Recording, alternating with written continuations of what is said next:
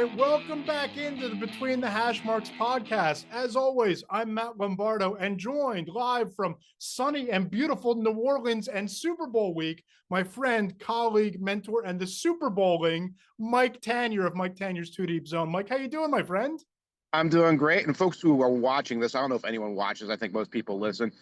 You can see the blue sky behind me. You can see a palm tree. You can almost smell the atmosphere. And the atmosphere smells a lot like Bourbon Street right now. You know what? I'm envious. New Orleans is one of my favorite American cities. And I saw on Blue Sky that you made the trip to Cafe Du Monde the other day. Set the scene a little bit, because that is one of my favorite places, bar none, in all of America. And it looked like you had a great time. We had a great time. A couple of us, Doug Farrar, Ben Volin was there from the Patriots media. We made the trek. We're all very close to Bourbon Street here. It's wonderful. You go down to Bourbon Street, you go to Jackson Square, you go to the Edge. Every tourist knows this. This is a tourist location for the ages. Cafe Du Monde, they serve two things, beignets and coffee. You don't get a sausage, egg, and cheese sandwich there. You don't get a bowl of cereal there. You get your beignets, you get your coffee. You might be able to get tea. I think that's the only thing there. Absolutely wonderful location. There's a Dixieland band playing there the whole time, so you get to enjoy that. Got to do that. And then, one of the things I like to do is walk into the quarter like in the morning. Yes. And part of it is beautiful, but part of it, they're clearly hosing it down from the night before. It's always a little bit like the keg party, the frat party of the era happened last night, every night here. And so they're out there with the hoses cleaning it, and that part's a little funky. On a more serious note, of course, there was a terrorist attack here several weeks ago, and there's a heavy police presence. There's a heavy security presence. There are barricades up in a variety of places. Folks are still trying to keep that party atmosphere, let the good times roll, so to speak. But you do see some of that. I had a chance to go and stop by the memorial to the folks who lost their lives there. Very, very serious, very solemn. Thing to experience. But I think here in New Orleans, the theme is always, let the good times roll. I'm not going to attempt to say that in French because I always screw it up. But let the good times roll. I was told that it only took a minute or two for you being in New Orleans that you speak fluent Creole. So I'm a little bit disappointed that I don't get that. You don't get the full let the good times roll experience. Who told you that, mon ami? It was in Blue Sky. Yeah, you put it out there. You it's put not it out there. No. Anyway, I am Michel Tanier, and bienvenue to New Orleans. And he's live from NOLA. And if you do make it back to Cafe Du Monde, this is a direct edict right from the top of the Substack community of your and my partnership. I am making a formal request for some coffee and chicory from Cafe Du Monde. I've bought it before, brought it home a couple of times. It is the best coffee in America that I've ever had. The chicory coffee. Yes. Yes. The chicory. I can get that to you because people will say, well, the beignet mix, you got to be able to fry it. Right. And if you don't have a deep fryer, you're not a skilled deep fryer. The beignet mix will do you no good. You will make a soggy pancake. I think I can get some of that coffee for you, though. That'll be amazing. We'll have to, have some chimay and some Belgian beers in the great city of Philadelphia at some point, and you can bring back the coffee. It'll be a great time, and I will certainly be appreciative of that. And I'm glad you're having a great time down there. It looks like beautiful weather, getting ready for the Super Bowl, and what a matchup! I know that it's the matchup of 2 years ago in Phoenix, in Glendale, between the Eagles and Chiefs, and for it being the same two organizations, there really is a lot of turnover. And I read your Wednesday column profiling a little bit Cooper DeJean and Quinyon Mitchell, Nolan Smith, obviously a big key of this particular Eagles Super Bowl team. And I just want to get your thoughts, what you're seeing, what you're hearing from your analysis and your standpoint. The biggest key for each team winning this game on Sunday, Mike, we'll start with Kansas City. What do you got? The Chiefs win if? Protect Patrick Mahomes. Protect him well enough that he isn't put in a position that he was put in, let's say, 4 years ago against the Buccaneers, where he is running for his life the entire game. Talking to people who do X's and O's, guys like Doug Farrar down here, talking to people who watch the game as closely or more closely than we do. You keep hearing, this matchup favors the Eagles. It favors the Eagles in so many ways. And then you turn and say, yes, but Patrick Mahomes, Andy Reid. And it's very reductive. And like it's hard to be like, yeah, but if you look at, the linebackers or, the run defense or the third down, efficiency, it's like Eagles are a better team. The other team's got Mahomes. Just like for years, you know, NFC team's better. AFC team's got Brady. It's that kind of thing. If they protect Mahomes, if they get that offensive line in some kind of shape, if they have a game plan that kind of stymies the Eagles, the Chiefs can keep this game close. And if they keep the game close, then they can win by doing what they do in the fourth quarters of games. Totally. And that's exactly where I was going to go here. And we'll touch on this a little bit later, but I spoke to a handful of the Hall of Fame selectors for Monday's column about what a three-peat would mean for the Chiefs and where that puts them in the pantheon of the greatest accomplishments in league history, how it contextualizes the dynasty and all those things. And our friend Jason Cole made a great point. And he's like, when you look at this particular team, the 2024 Chiefs team, it's a flawed team. And they would be only, according to Jason, only the second team in the Super Bowl era to be worst in the league in terms of a yards per play average. So the yards per play average, it's something like 30th or 32nd in the league. They would be the first team since the 2001 Patriots, the first Tom Brady Patriots, to have that stat and wind up winning the Super Bowl. So they face a little bit of an uphill climb. I'm going to kind of follow in your lead, Mike, in terms of the biggest key. The Chiefs need to have the ball last and be within one score, because in all three of their wins so far, all three of their Super Bowl wins, the Chiefs have Patrick Mahomes has had a fourth quarter comeback and game winning drive. So this is just what they do. Keep it close. Steve Spagnuolo does his thing defensively. If they can contain Saquon Barkley even a little bit, get Mahomes the ball last, and they have that Mahomes magic on their side. What's funny? This could turn into like the chess match or the college basketball game in the last like 4 minutes. Like imagine a situation where the Eagles have a 3-point lead and there's 4 minutes left in the fourth quarter. Everything the Eagles do revolves around melting that clock at that point. They've been exceptional at taking 5, 6, 7, 8 minutes off the clock late in the game, using Saquon, throwing in, just mixing in enough of a little short passing game to make that work. But here's the thing. You got to get it to 0-0-0 against Patrick Mahomes. You can't go down, kick a field goal. Hey, we're up by 6 and there's 44 seconds of the clock. Your chances of winning at that point are probably only 46% or something with Patrick Mahomes. So it becomes a chess match. Every clock management decision, every use of a timeout, snapping the ball at 4 seconds instead of 2, those things could be a situation if this game is very close late. Right. And as far as the Eagles go, and their biggest key, it's ride with what brought you here. Dance with who brought you to the ball. It's Saquon Barkley, and that plays a lot into what you're saying, melting down the clock late. In the Eagles' 3 playoff wins, he has 442 rushing yards and 5 touchdowns. I mean, it's just, insanity in terms of his production. And I spoke to a defensive coach who coached against the Eagles earlier this year, and he told me that the biggest key is they need to commit to running the ball with Saquon Barkley, not just because it's their identity, but what you touched on, you keep Patrick Mahomes off the field and limit the opportunities for him to do damage. Right. Now, here's like the sort of whisper around here. We're trying to get a handle on Landon Dixon and Cam Jurgens and their health. Media night, Landon Dixon was sitting down.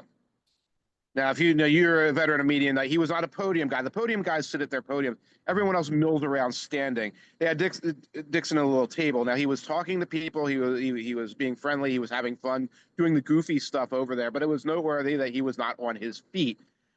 So he was not made available to the media yesterday. He will not be made available to the media today. I don't think Jurgens will either. Jurgens isn't the guy who normally would necessarily. But if the Eagles are down Dixon, it's a significant problem for Barkley and for Hurts, for everything else. Remember, Chris Jones is on the other side of the field. If they're down 2 linemen, it's Tyler Steen, and I forgive me, I'm forgetting who the other backup lineman would be on the interior. This could be a huge problem. It's not being talked about a lot, but that could be the thing that gives the Chiefs enough of an edge there that this game tilts their way. And that's how the Chiefs win, right? That's what they've done this year. Talking to a scout, and he said the key is you need to stop Saquon Barkley with 7. You need to, if you have 8 in the box, it's over. And the way that they've been winning this year is the defense, forcing timely turnovers, relentlessly pressuring the opposing quarterback. Steve Spagnuolo should be the MVP of the AFC Championship game for what he did to Josh Allen on that final possession, and especially on that 4th down play call. You Mhm. get into a situation if the Eagles are banged up front and Chris Jones is as dominant as Chris Jones has ever been. Jalen Hurts is going to sit back there and he's going to be seeing 13 pass rushers. Yeah. That's exactly it. And you don't want to be in third and long. Eagles want to be. I mean, every team in the NFL is very trite. Every team in the NFL wants to not be in third and long.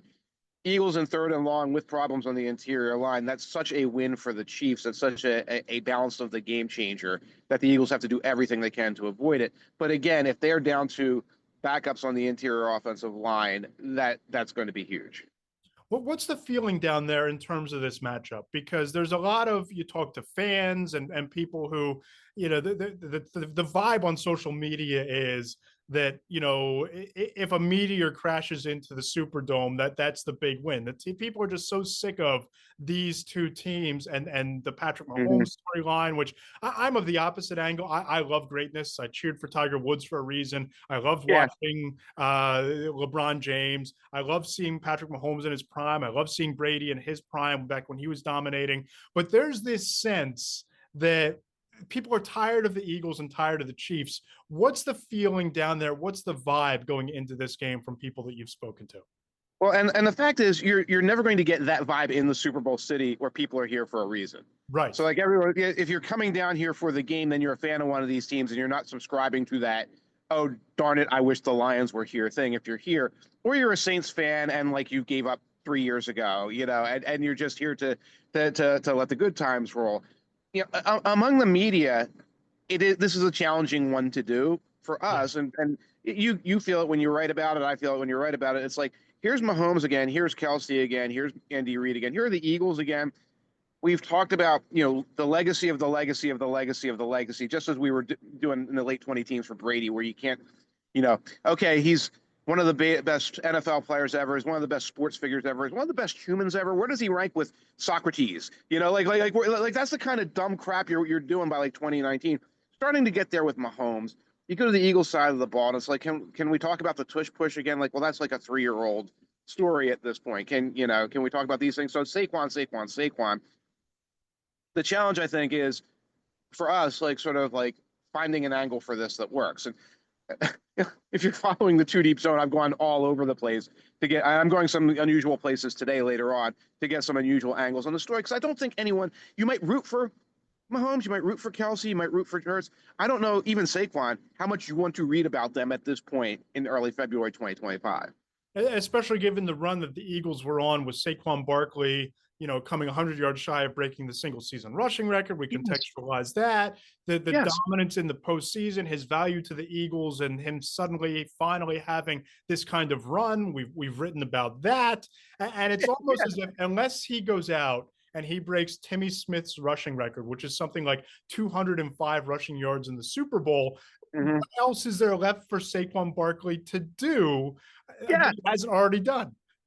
Right. And that's it. And you feel how many times have you led with Saquon? Like put Saquon in your subject line in the Yes. past 4 or 5 or 6 months. And it's like you did it early and it's great. We do it and I've done the same thing. And it's like, man, I don't know anybody wants to read the next thing we have to say about that.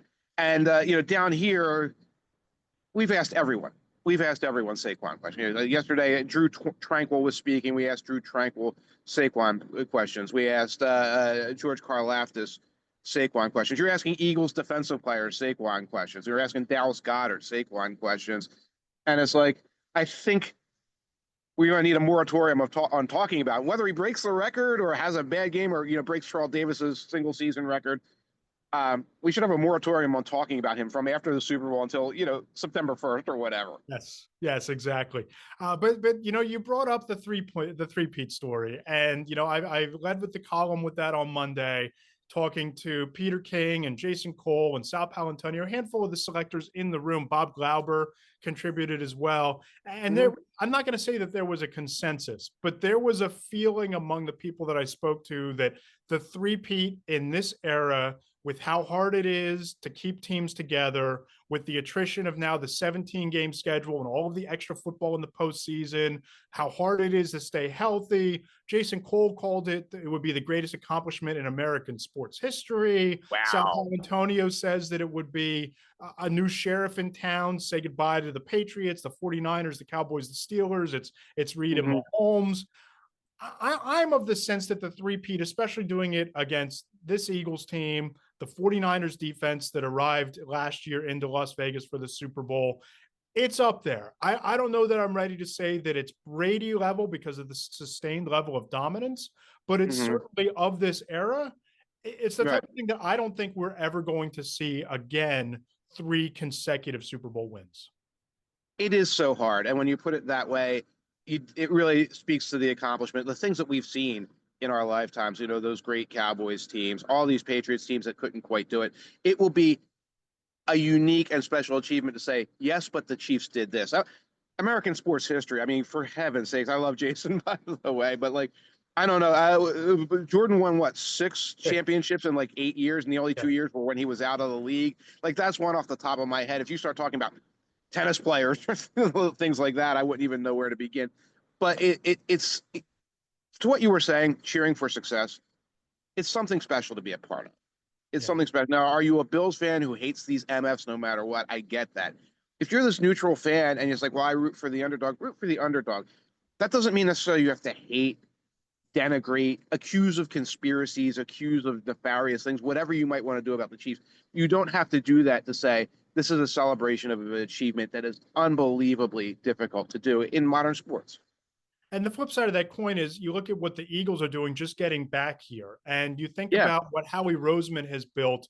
They've now gone to 2 Super Bowls in 3 years with 8 different starters on defense. And, you know, you talk to people in that building, that's a fact that they're really proud of, the amount of turnover on the defensive side of the ball. And here they are able to get back again. You think about going to the Super Bowl 3 times dating back to 2017, but with 2 different head coaches and 2 different quarterbacks over that span. It's certainly not the all-time dynasty conversation, but a win in this Super Bowl against Mahomes and against Brady, Andy Reid, it would be up there in terms of just the consistency of an organization. It puts them on solid footing, in my opinion.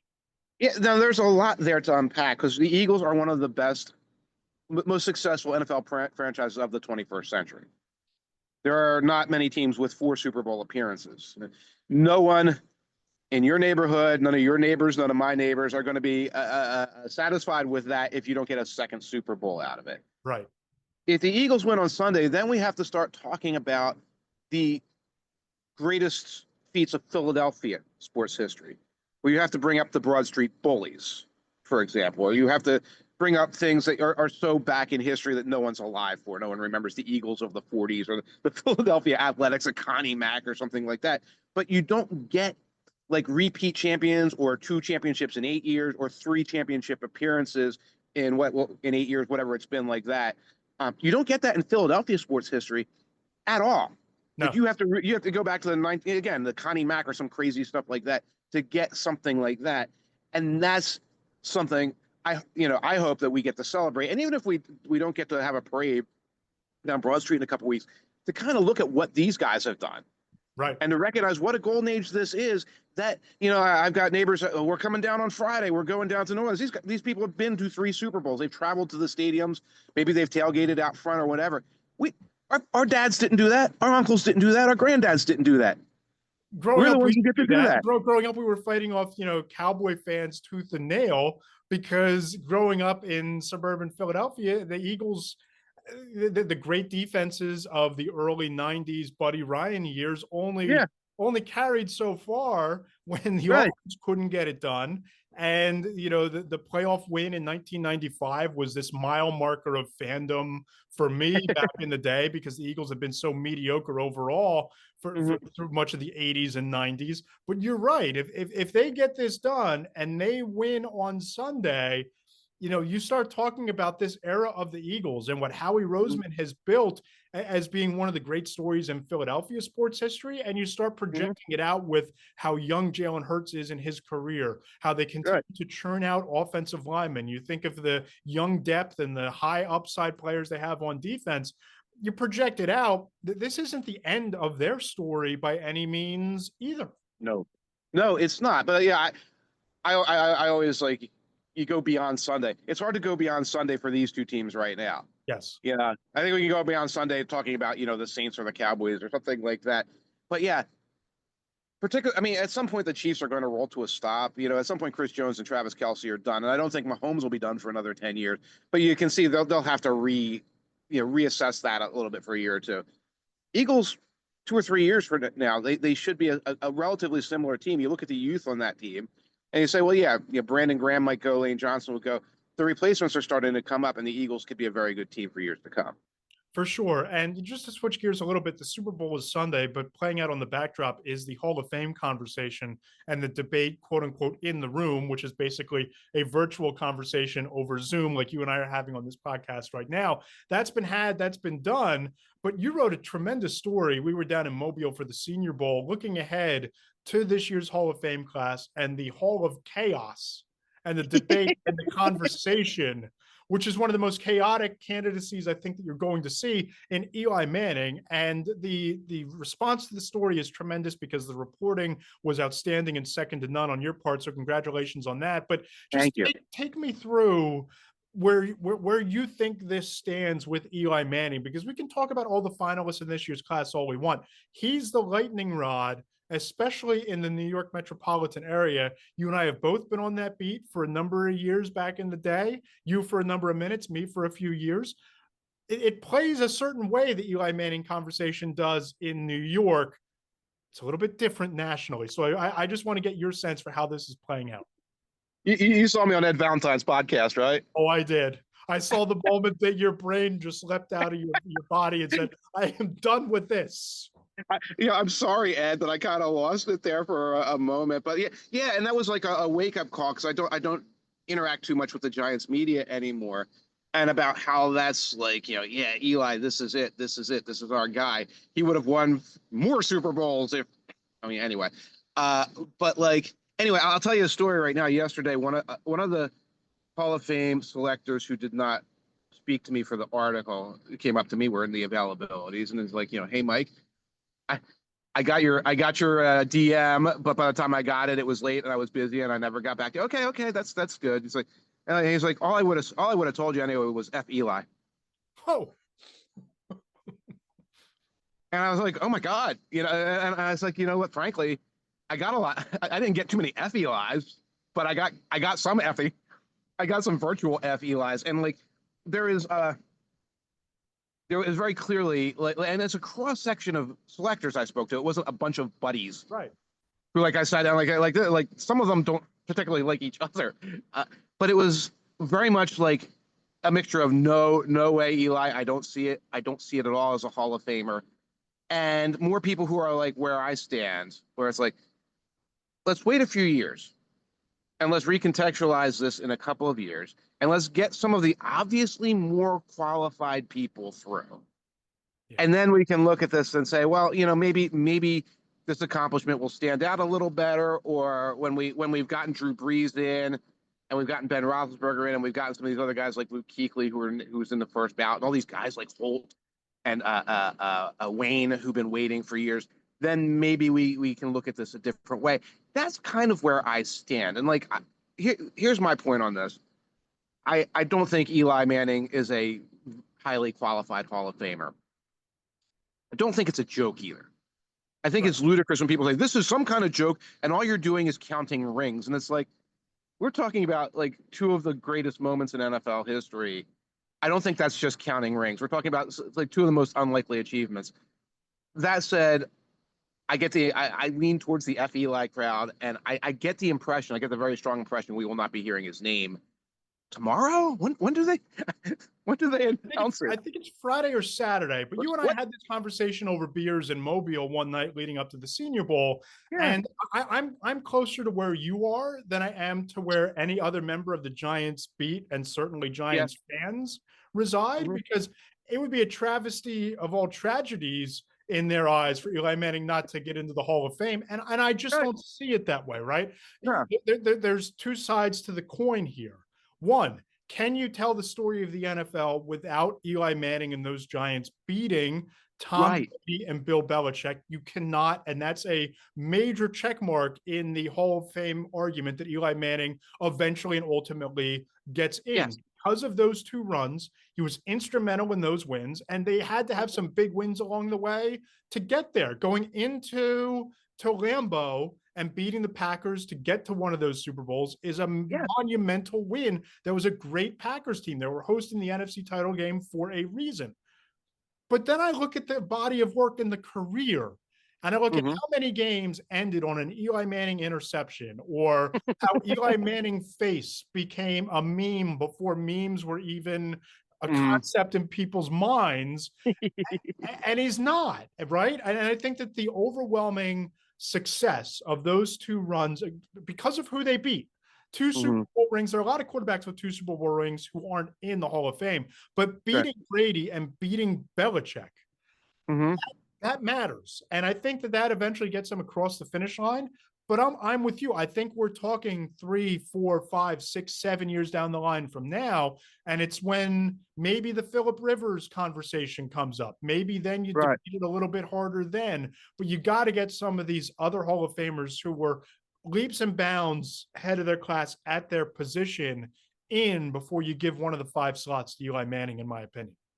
Yeah, and I agree. And if you look at the Hall of Fame quarterbacks, I don't even want to get into other positions. Joe Namath was an outstanding quarterback, but for a brief period of time, and is in pretty much for some magic. Yeah. George Blanda was a average quarterback for about 400 years and was a kicker for a long time, and got into the Hall of Fame for some magic. Okay, you can. There is a precedent to be said because you got in for some magic, for something that happened that again is story of the NFL related. It's funny. One of the very anti Eli selectors said to me, "It's like the Hall of Fame is about our great grandchildren, 100 years, pointing to those guys and saying, like, you don't have to explain why that guy's there. Like that guy is there for such an obvious reason." And he said, in 100 years from now, I don't think Eli Manning belongs there. And I said, wait a minute. By that argument, He's in. Eli Manning definitely belongs there. 100 Right. years from now, yeah, great grandpappy, what did he do? He beat Tom Brady twice in the Super Bowl. Oh, okay, that's the end of it. Why is Marshall Yanda there? Well, you see, he was a great, and of course, Marshall Yanda is very qualified. I don't want to be that, but like, why is Reggie Wayne there? It's like, well, you see, Peyton Manning was a really good quarterback, and he had Marvin Harrison, and this guy came up, and then he had some good years afterwards. Like, no, by that, I You're mean, by you're that's making the argument for Eli being a first ballot Hall of Famer. right, That's the story right, of the NFL argument. He's checked that box. I right, just don't right. know that he's checked the box of the body of work and the career. Exactly. Exactly. So again, I like it being an argument. I would like the idea that like we're going to be waiting a few years. I think that's how that's going to go. And as one, I think Brian Knowles said on the Discord that I'm on all the time, it's like once you get in the Hall of Fame, a lot of times people stop talking about you. Yeah. The best thing to be is sort of the bridesmaid every year, the Susan Lucci and the Emmys, where it's like I don't know whoever won a daytime Emmy. All I know is Susan Lucci lost it 37 times. And like that's how you stay in the public consciousness. So it's not even the worst thing for Eli in the world if he's a bridesmaid for a few years.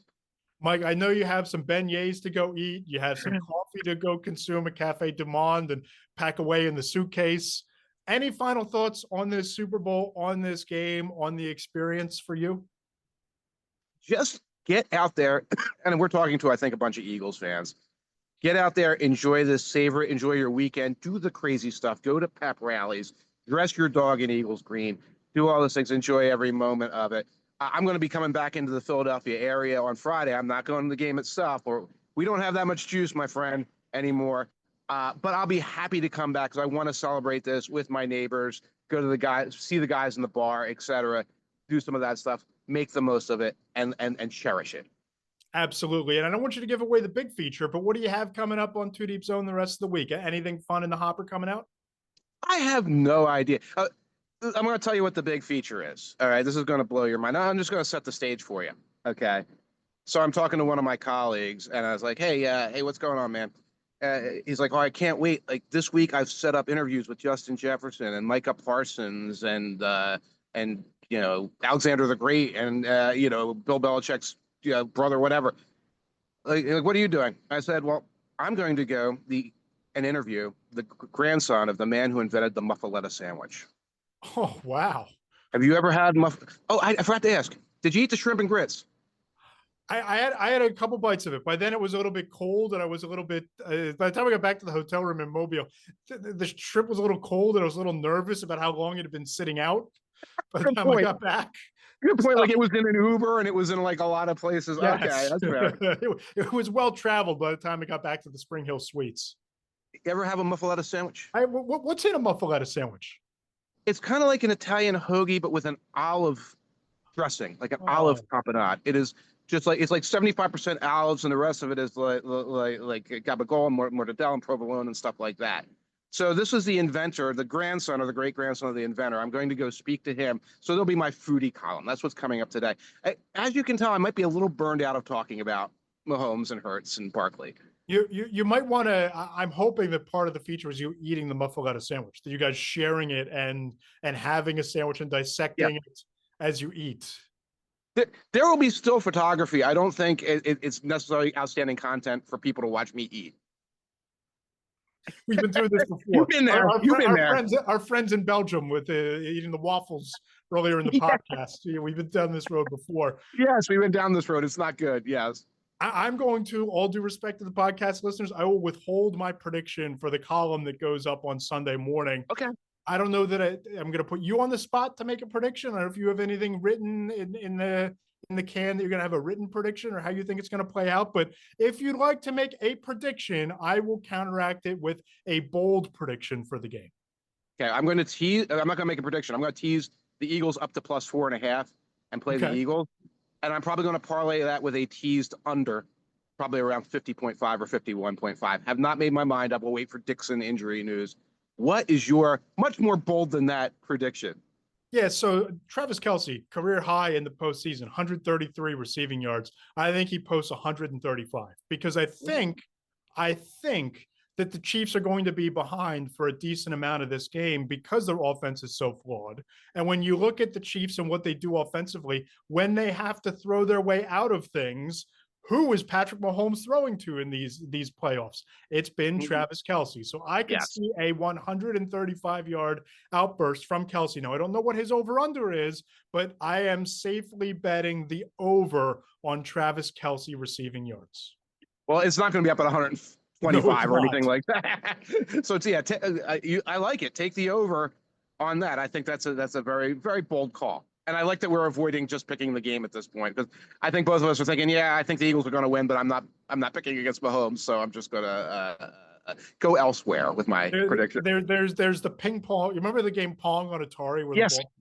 That's what's going on in my brain all week on how this thing is going to play out, just bouncing back and forth. So I figured, hey, Sunday we'll write a preview piece. It'll go out to the people, and I'll be on the record then. If I have any more to drink, Pong will be going through my brain too. I'll just be sitting there, doot, doot, doot, doot. So, God bless you. You're already there. Yeah, I've been there, my friend. He's Mike Tanier. Check him out on Blue Sky at Mike Tanier. Always make sure you subscribe to Mike Tanier's Two Deep Zone on Substack. If you enjoy the podcast, please go ahead and leave us a 5-star review. Subscribe on Apple Podcasts, Spotify. Check out my YouTube channel at Matt Lombardo 975. And in coming weeks, we will read the 5-star reviews that come into the pod. And of course, subscribe to Between the Hash Marks on Substack. Check me out on Blue Sky at Matt Lombardo and Threads at Matt Lombardo NFL. Mike, go raise some hell. Keep the good times rolling. But bring me back some coffee, please. I'll do that. Don't you worry. He's Mike Tanier. Mike, have a great week. Enjoy the rest of the Super Bowl. You too, man.